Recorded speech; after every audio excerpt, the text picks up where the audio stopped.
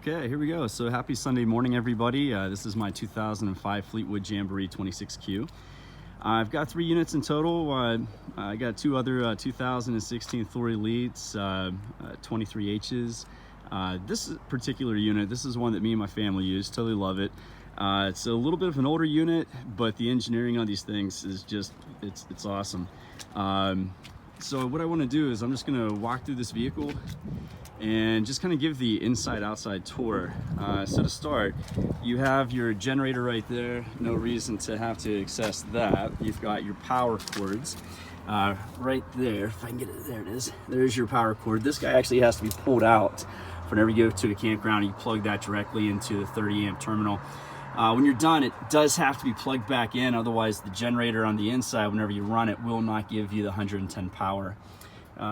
You have your sewage, which is right there. Whenever you hook up the pipes, it's pretty darn connexy. That piece right there comes off. When you do the valves, you pull the big one first, that's your toilet. And the second one, that's all the sink water.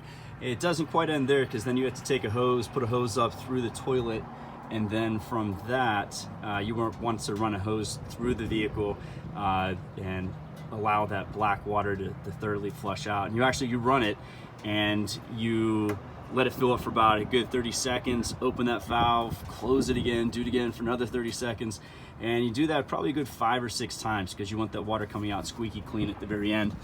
What else we got here? So you got a outside shower right there. This is where your fresh water gets hooked up to at the campground. Gasoline, 87 octane works fine. So you're walking around the vehicle. On the other side, you've got your storage. I keep a little hibachi grill in there, got some lawn chairs, there's your hose.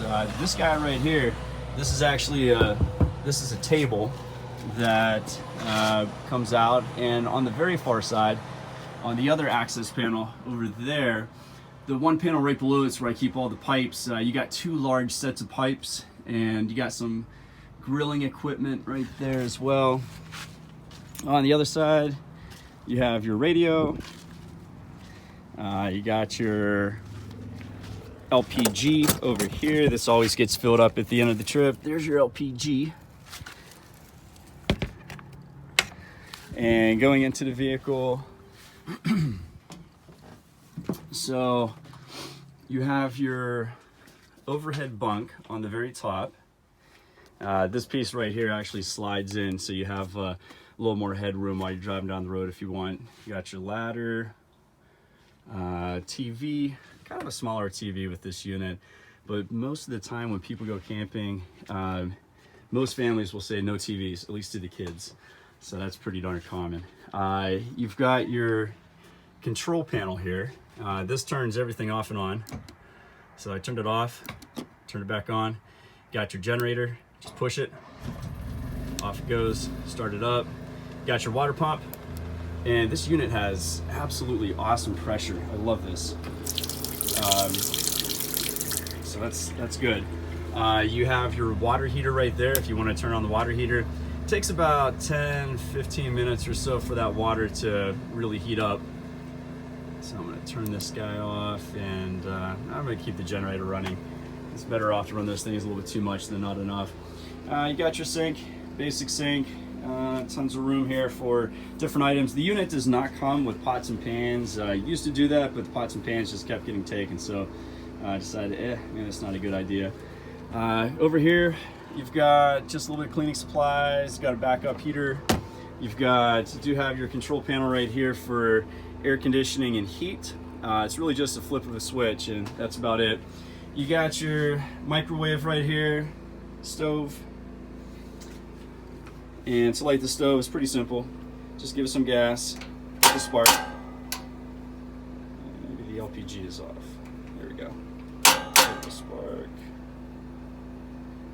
And I think I have the LPG off.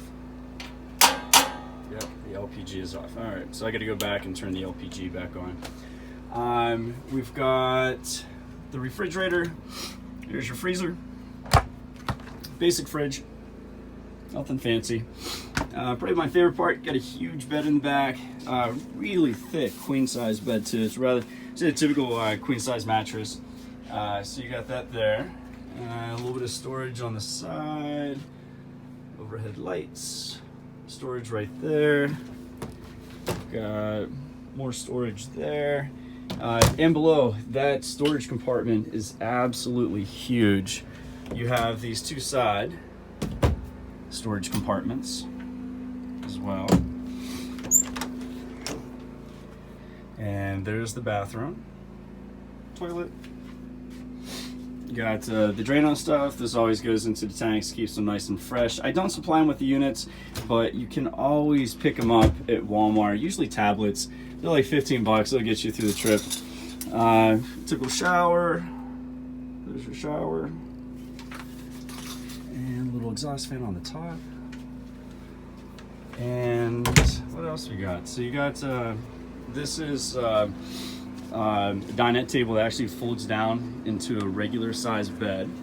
Or more like a large queen, not a large queen, small queen. And the very top again, you know, this is an overhead bunk as well. And that's probably about the size of about a regular queen. So that's it. You have your driving area. Nice part about this unit is when it goes down the road, it is super smooth. The newer units that I have, they can be a little bit on the clangety side. I don't know if that's just Thor and some of the designs that they've done, and it's just, I guess it is what it is. You have your radio, USB connection for it, and that's pretty typical though. That's your standard 450 chassis right there. So that is the unit. Got the captain seat. Also have a little manual as well to help people along the way. Any questions? Usually that little manual right there will answer it for you. This unit, for the most part, is a pretty turnkey style unit. Not too many things on it that can possibly go wrong in the world of RVs. And that is it. So hope you liked the tour. Any questions, you can catch me at www.littlebearrv.com. And I'm also the owner of Physics Playground, and I also teach physics and chemistry at Tracy Unified. So I'm kind of a guy of all trades. Hope you enjoyed.